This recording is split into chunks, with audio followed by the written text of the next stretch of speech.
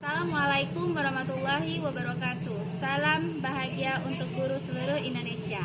Perkenalkan, nama saya Eli Mulyawati SPD. Saat ini saya bertugas di SD Negeri 10 Pontianak Timur yang terletak di Jalan Tanjung Harapan, Kelurahan Banjarserasan, Kota Pontianak, Kalimantan Barat. Sekolah kami memiliki 14 rombel dengan jumlah murid 412 orang.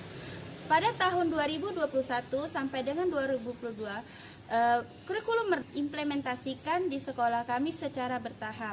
Kemudian pada tahun 2024 sampai 2025, kurikulum Merdeka diimplementasikan secara menyeluruh pada setiap kelas. Kondisi murid yang berada di sekolah kami memiliki beragam kebutuhan belajar dan karakter, sehingga pembelajaran dilakukan harus menyesuaikan dengan kebutuhan belajar murid. Untuk mengetahui apa yang dibutuhkan murid dalam belajar, guru harus mengetahui apa saja kesiapan belajar murid, minat belajar murid, dan profil belajar murid. Selain ketiga aspek kebutuhan tersebut, guru juga harus memperhatikan sosial emosional murid sebelum merancang kegiatan pembelajaran. Berkaitan dengan hal tersebut, pembelajaran berdiferensiasi yang terintegrasi kompetensi sosial emosional dianggap mampu untuk memenuhi kebutuhan belajar murid dan membantu murid untuk mengenali dirinya dan orang-orang di sekitarnya. Pembelajaran yang ada di kurikulum Merdeka adalah pembelajaran yang dirancang dengan mempertimbangkan tahap perkembangan dan karakter murid saat ini, menciptakan pembelajaran berkualitas sesuai dengan kebutuhan belajar dan karakter murid serta kondisi satuan pendidikan. Selama ini, pembelajaran yang saya rancang masih berpusat kepada guru tanpa memperhatikan kebutuhan murid dalam belajar serta tidak memperhatikan karakteristik setiap murid. Hal ini bisa saya lihat saat kelas 5A, dari 33 murid yang aktif dalam belajar hanya beberapa saja, sementara yang lainnya diam, tidak berani untuk bertanya dan mengikuti arahan saya saja. Langkah awal yang saya lakukan, saya harus memperbaiki model dan metode mengajar saya, mengikuti kegiatan webinar, meminta murid untuk menuliskan di kertas dan menjawab pertanyaan terkait pembelajaran seperti apa yang mereka inginkan, mencari literatur di platform Merdeka Belajar atau PMM untuk pembelajaran yang sesuai, berdiskusi dengan rekan sejawat untuk meminta apa yang perlu diperbaiki dan ditingkatkan dalam pembelajaran yang telah saya lakukan. Saya mempelajari tentang pembelajaran berdiferensiasi dan untuk menuntun karakter murid, saya mengintegrasikan pembelajaran tersebut dengan kompetensi sosial emosional atau KSE. Tantangan saya dalam proses kegiatan pembelajaran adalah kurangnya persiapan dalam mengajar. Persiapan yang dimaksud adalah terkadang tidak melakukan asesmen awal pada saat memulai bab baru atau materi baru, sehingga saya tidak bisa mengidentifikasi kemampuan awal yang dimiliki oleh murid. Kedua, perilaku murid yang beragam. Saya terkadang lupa memberi pujian dan mengabaikan perkembangan kepribadian murid yang berbuat baik, tidak membuat masalah dan meraih pencapaian. Saya cenderung memperhatikan yang suka tidur, ribut, ataupun tidak memperhatikan penjelasan guru. Saya juga kurang berinteraksi di dalam pembelajaran, sehingga membuat murid takut untuk bertanya. Daya serap murid yang memiliki kemampuan yang berbeda-beda dalam memahami dan menguasai pembelajaran. Seharusnya saya selalu memberi mereka motivasi dan inspirasi untuk belajar dan memberi waktu untuk memahami pelajaran. Dalam kegiatan pembelajaran, saya sebagai guru yang memiliki tanggung jawab untuk menuntun murid sesuai dengan kebutuhan belajar, mengetahui karakter dari murid, merancang pembelajaran yang inovasi, yang bermanfaat dan mempermudah murid dalam memahami pembelajaran, kreatif, menciptakan iklim belajar yang memungkinkan murid belajar dengan nyaman, menggunakan TIK, menggunakan model dan metode yang relevan, serta berupaya agar perkembangan sosial emosional murid berkembang dengan baik, menjadi teladan dalam sikap dan perilaku, serta membentuk kepribadian murid, memberi pembimbingan, pengawasan, dan dapat memahami permasalahan-permasalahan yang dihadapi murid, serta menemukan solusi bersama, memberikan semangat dan motivasi serta dorongan dalam menimbulkan rasa percaya diri murid dan berkarakter lebih baik sesuai perkembangannya. Pembelajaran berdiferensiasi terintegrasi KSE atau kompetensi sosial emosional pada pelajaran IPAS kelas 5A di SD Negeri 10 Pontianak Timur. Dalam kegiatan ini, murid dibagi menjadi beberapa kelompok. Setiap kelompok diberi LKPD yang berbeda sesuai dengan nama kelompok, yaitu visual, auditori, dan kinestetik, menggunakan model pembelajaran problem-based learning yang memiliki 5 langkah pembelajaran. Adapun kegiatan pembelajaran yang saya lakukan adalah sebagai berikut. Mulai. Assalamualaikum warahmatullahi wabarakatuh.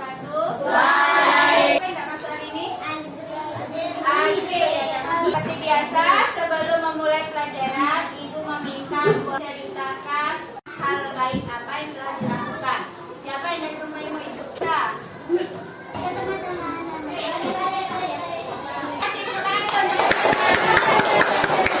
Yang baik yang telah dilakukan temanmu hari ini. Nafisa tadi membantu orang tuanya. Ini kita akan belajar singkat dengan tema topik A, yaitu rantai makanan. Tujuan pembelajaran kita adalah melalui penjelasan hubungan anggota kalian membentuk kelompok dulu. Tadi kalian sudah berkelompok sesuai kemauan kalian sendiri. Jadi kita sama-sama. Ini rantai makanan apa, Nana? Ada apa-apa aja komponennya di sini. Silakan buka buku halaman 42. Itu silakan kalian baca dulu. Laba-laba itu mendapat energi. Ayo, kenapa ya? Karena apa? Ada lampumu. Masing-masing sudah mendapat LKPD dari ibu. Ibu kasih pengarahan dulu. Dari apa yang ini? Ada sesuatu. Boleh disatukan dulu. Makanan kan? Nah, kalian tulisnya dan segala macam tolong lepaskan dulu. Kita ice breaking dulu ya. Assalamualaikum, kami dari kelompok kinestetik. Kami akan menunjukkan hasil kerja kelompok kami. Yang ingin bertanya, bisa. Ada apa rantai makanan? Dari kelompok audio, kinestetik, visual, jadi didapat dari masing-masing bisa menentukan rantai makanan. Karena makhluk hidup bisa memperoleh energi. Raka, bagaimana? Karena memakan. Dengan pelajaran kita hari ini, kalau menyenangkan kasih jempol, kalau tidak dari kelinci. Ya? Bagaimana pelajaran hari ini semuanya? Aman, terima kasih, berdoa. Yang diberikan oleh Ibu Eni. Beliau mengelompokkan kami sesuai dengan gaya belajar kami. Sangat senang karena saat kami bernyanyi bersama sehingga saat akan ke depan saya tidak gugup lagi. Terima kasih. Setelah saya melakukan pembelajaran berdiferensiasi yang terintegrasi dengan kompetensi sosial emosional, saya berbagi praktik baik ini dengan rekan sejawat. Kemudian saya menjelaskan bahwa sosial emosional atau KSE terdapat 5 aspek, yaitu kesadaran diri, manajemen diri, kesadaran sosial, membangun relasi, dan pengambilan keputusan yang bertanggung jawab. Saya berbagi praktik ini dengan tujuan agar pembelajaran berdiferensiasi yang terintegrasi dengan kompetensi sosial emosional atau KSE ini bisa dilakukan oleh rekan sejawat saya di kelasnya masing-masing, mengingat kondisi murid yang memiliki kebutuhan belajar dan karakter yang beragam.